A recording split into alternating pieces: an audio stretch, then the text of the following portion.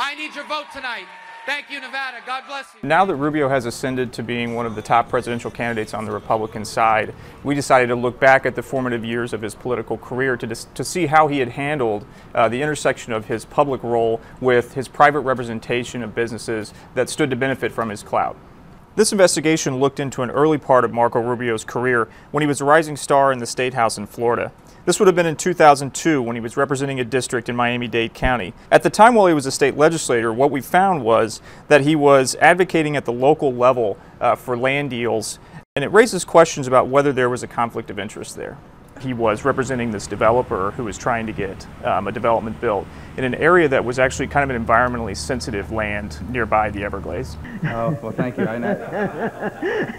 What we found was that there were actually archived recordings of this commission meeting in May of 2002 in which he did appear before the commission, and they appeared to have actually, he was a well-known presence there.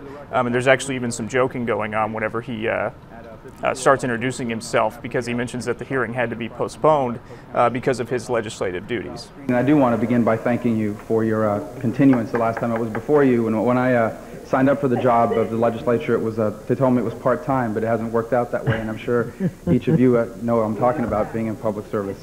He was going before the commission and asking them to approve a development and asking the commission actually to make an exception to a line. There's this boundary that was put in place by the commission to guard against development in environmentally sensitive areas.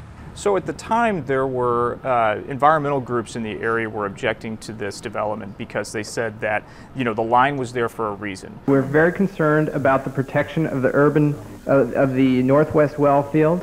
That's more than 1 million people who rely on that water. And don't take that lightly. That's a very serious situation. A senior advisor for Rubio's campaign told us that he never lobbied in the traditional sense because that was illegal under state law. In a response to our investigation, Rubio's advisor told us Marco did not gain personally from this or any other vote because his compensation was not tied to any other specific project. The development that Rubio pushed for was actually finally approved by the commission that day, and now has transformed into a large development in West Miami that has a Goya food production operation there.